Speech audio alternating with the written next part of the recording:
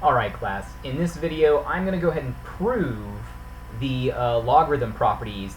Specifically, I'm going to prove the product property of logarithms, and then I'm going to prove the power property of logarithms. I'm not really going to bother with the quotient property because the product property and the quotient property can be proved by the same method and for the exact same reason. So I'm just going to leave that to your imagination. You can go ahead and prove it on notebook paper if you feel up to it. Which I encourage you to do so. Sometimes thinking through these proofs is a great way of improving your math skills and building your confidence with these problems. But like in the previous video, I just showed you how these things can be applied, how they work. In this video, I'm going to show you why they work, and in the next video, I might work some example problems. But let's just go ahead and get started with the product proof. All right. So I want to just start by presenting to you three different logarithms. We've got log base x of a, and we're going to say that that is equal to r. All right?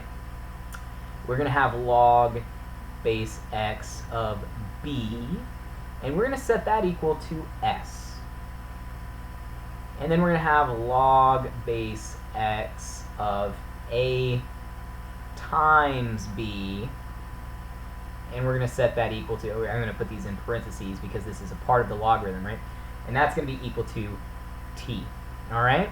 I know that you guys are looking at this. Man, look at all these letters, and it's algebra, what you're going to do. All right? But let's go ahead and imagine what these look like when they're just written into simple exponential equation form. All right? Because that's going to help us with our proof. So in this case, x is going to be our base on all of these, meaning that x is the number that's being raised to some higher power, right? So what power are we raising x to in this? Well, logarithms they isolate the exponent. So r is our exponent in this case. S is our exponent in this case, and t is our exponent in this case. And what are they equal to? Well, they're equal to these numbers here, a, b, and a times b. A and b and ab, a times b, right? So at this point, what I want you to consider is that we know what a is equal to. It's equal to x to the r. We know what b is equal to. It's x to the s, which means that this ab over here, we can actually rewrite this because these things are interchangeable, right? If a is equal to this and b is equal to this, then a times b is equal to this times this, right? X to the r times x to the s. So this is really where the exponent properties that you're supposed to have memorized is going to come into play, and this is why this logarithm property works the way it does, right? So in this case, we've got the same base, right? Both the bases are x. We have x to the r times x to the s. Well, what does our exponent law tell us to do here? It tells us to add the exponents together. So let me go ahead and write down below on this line, we've got x to the t power is equal to, let's add these exponents, right? X to the r plus s. So those two things are completely equal to each other. Actually, all this stuff right here is equal to each other. We're just rewriting it in different ways, right? So if the bases are the same, according to our exponent laws, we can ignore the bases for the purposes of examining these exponents. So since t is equal to r plus s, we'll just go ahead and write it that way. Well, this is going to be an incredible step here, this recognizing that x to some power is equal to x to some power. These two things are equivalent. But what did we do at the very, very beginning of this proof? We set these logarithms equal to r and s and t. So in order to finish our proof, all we have to do is plug in those logarithms into the t and the r and the s. So let's go ahead and do it. What is log base x ab? That's t, so let's just write it there. Log base x ab. Okay, there's my t. Well, what's my r equal to? R is up here. R is equal to log base xa. Log base xa. And what is s? Well, s is log base xb. So we're going to add log base xb. All right, and that's it. That's the proof. Look, up here we have log base x ab is equal to log base x a plus log base x b. It's exactly the same thing. So you can see it's really the intuition comes from this part right here. These three steps is this recognizing this exponent law that we're adding the exponents, right? So everything's just kind of flipping around on its head. The reason that you're able to multiply these is because when you use the exponent laws, you add those together, right? Okay, well, anyway, I hope that's clear. If it's not, you might need to watch it a few times, but let's go ahead and get rid of this part of it, and then I can explain why the power property works. Okay, let's switch up into green. Don't like to keep it all in the same color. Okay, so the power proof. Let's go ahead and start with our logarithm. We'll have log base b m equals, and we'll just set this equal to x. We're not ready to just jump into this yet. We'll get there when we get there, right? Okay, and what is this going to be if it's expressed as just like a regular exponential equation? Okay, well the base is b, that's cool, right? The exponent is x, right? And the that's equal to some number m. So those are functionally equivalent to each other. All we did was rewrite it, a logarithm and an exponential equation, okay? So now we're going to get a little creative.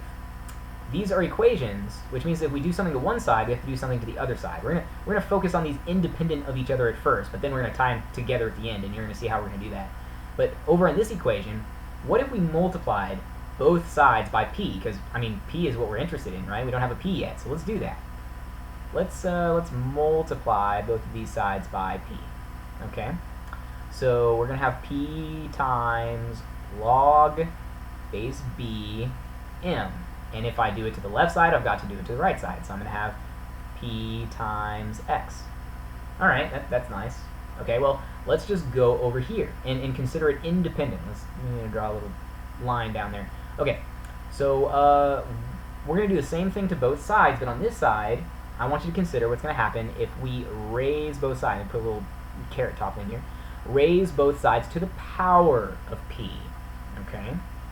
So on the left side, I have b to the x, and I'm going to raise that entire, side to the p power.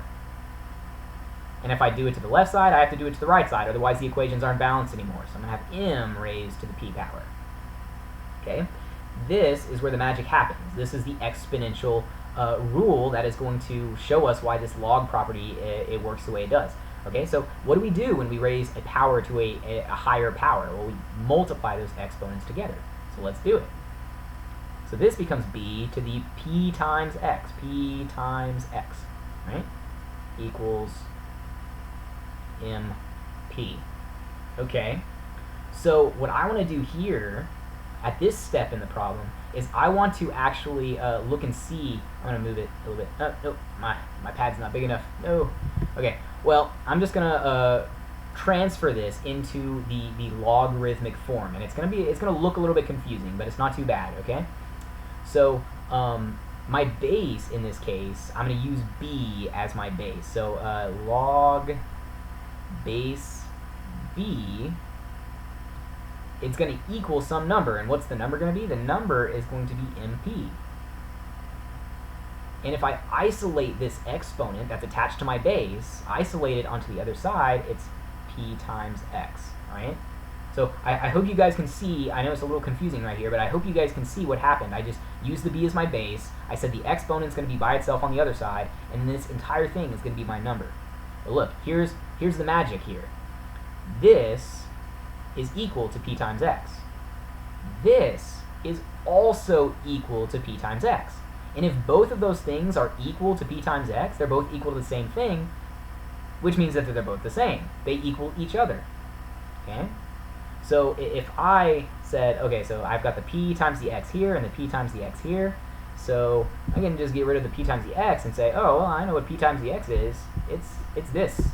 So I'm gonna say that those two things are equal to each other, and that's it. That's the property. Look at it. So log base b m to the p power is equal to p, it's out in front now, p times log base b m. All right? So I hope that these two proofs kind of show you, mathematically speaking, why it happens. You know, if you have trouble understanding the proof, that's okay. The previous video shows you how to apply it with numbers. It's going to help you on your homework. But for those of you who are like really interested in the way that math works as a mechanism, as a system, this is how and why these things work. And really the key is right here. It's this exponent law, because logarithms are just a different way of looking at exponents. Okay, well, I hope that clarifies things for those of you who are interested. I'm going to go ahead and work a couple more problems in my next video that are going to help you on your homework. Okay? See you in the next video.